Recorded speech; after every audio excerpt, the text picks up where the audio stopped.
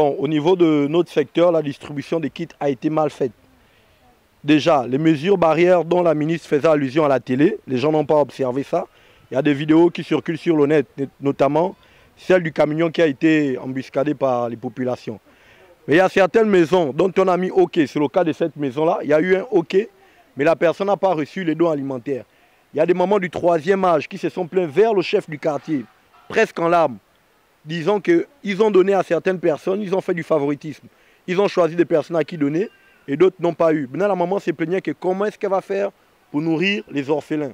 Et là encore, les critères de carte ACNAM GS. Nous savons qu'il y a 3 critères. Il y a les GEF, agents publics et secteur privé. Il y a des personnes, que ce soit agents publics ou bien secteur privé, qui ont reçu. Pendant ce temps, les vrais GEF, ceux-là qui sont déclarés comme étant GEF, n'ont pas reçu. Mais apparemment, le désordre qui s'est passé ici hier, nous, on n'est pas d'accord. On ne peut pas bloquer un secteur et l'autre secteur, on n'a pas. Quand on dit on distribue la nourriture, il n'y a pas question de dire qu'on donne la X, on donne pas Y. Les jeunes se sont accaparés de la nourriture chez le chef du quartier. Maintenant, on privilégie le colongou. Maintenant, ici, là, il y a les pavés. Il y a les vieilles personnes ici. Moi, je suis une mère d'enfant. Regardez, c'est ça là. Et on parle de confinement, on ferme les magasins. Je nourris mes jumeaux avec quoi? Hein, mais madame la ministre, s'il vous plaît. Quand vous envoyez les gens, que les gens n'avaient qu'à faire le travail dans les normes. Les bangando font tout pour prendre la nourriture. Maintenant, ils pensent aux vieilles personnes. Je vais distribuer les kits, appeler même l'armée pour venir. Si on a pris les jeunes devaient passer maison par maison. Quand on fait le recensement, les gens là passent maison par maison pour faire le recensement. Mais quand il s'agit de partager la nourriture, on prend les jeunes du quartier pour partager. Pourquoi quand on fait le recensement, on passe maison par maison. Mais quand il s'agit de partager la nourriture aux gens, aux pauvres, on donne ça aux jeunes bangando. Parce que ce que j'ai assisté hier, vraiment c'était, je ne sais pas, c'était quand même cruel. Hein? Parce que comment savoir, comment comprendre que nous qui sommes dans le quartier aux abords de la route, nous n'avons pas reçu, nous n'avons reçu ni kit alimentaire, ni bon d'achat. Comment comprendre ça?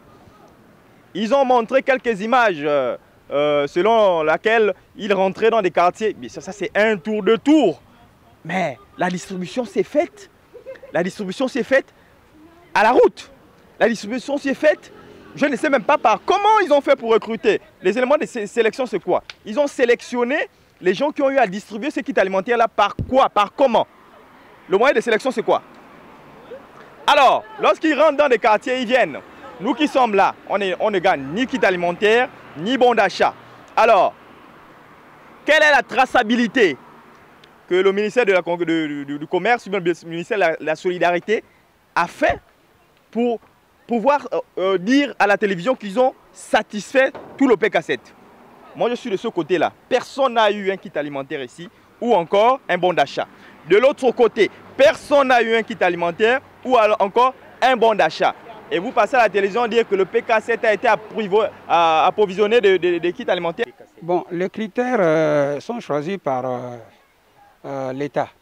Bon, ensuite, nous sommes des familles facilement défavorisées. L'État a eu pitié de nous pour le confinement. Nous sommes en confinement, on ne sort pas. Et l'État a eu pitié de nous pour nous apporter de l'aide. Donc un kit contenu de sacs de riz, de boîtes de conserve, de lait, un peu du lait et en tout cas des boîtes de conserve en même temps. Donc ça nous permet un peu de survivre pendant la période de confinement. Bon, ceux qui ont dit qu'ils n'ont pas eu, je ne sais pas par quels critères, mais tous les gars nous ont demandé, c'est les distributeurs, nous ont demandé de rester sur place, chacun chez lui, comme vous me voyez, je suis resté chez moi. Et mon kit est venu me trouver à la maison.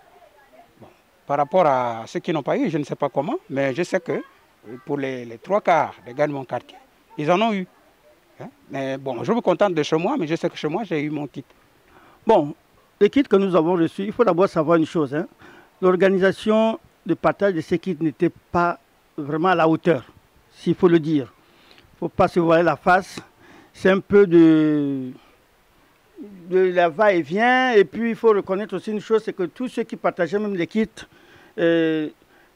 honnêtement, il y a eu quelque chose où je déplore, c'est la manière dont ces kits-là ont été partagés.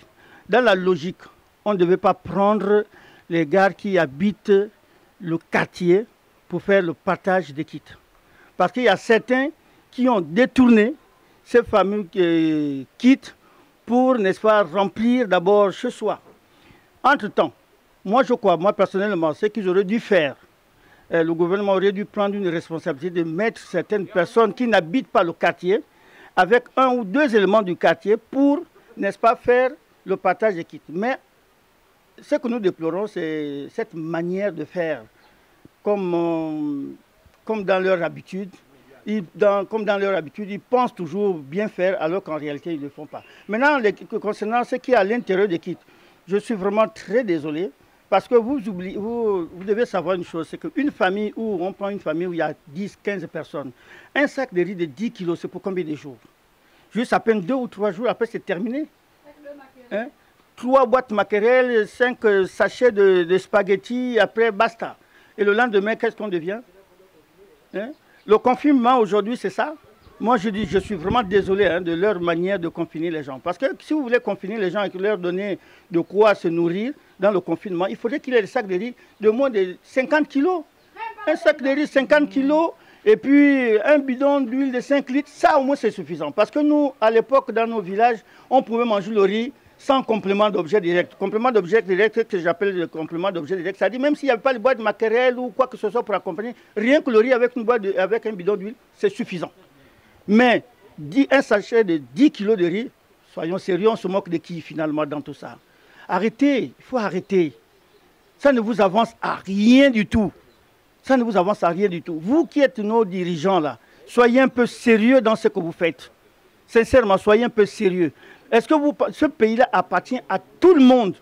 Il n'y a pas de raison que quand on vous donne de l'argent ou bien on vous donne une responsabilité pour advenir aux besoins du peuple, vous détournez ça. Parce que là, il y a des détournements. Il y en a qui en ont reçu dans certains quartiers, je le sais, des sacs de 50 kilos, pendant qu'ici à Kulungum, vous voyez, il y a beaucoup de maisons, il y a beaucoup de ménages qui n'ont pas reçu. Beaucoup de ménages qui n'ont pas reçu. Maintenant, ces derniers qui n'ont pas reçu, ils vont les recevoir quand ces fameux quittent. On va continuer le confinement, on continue ça comme avant, on va mourir.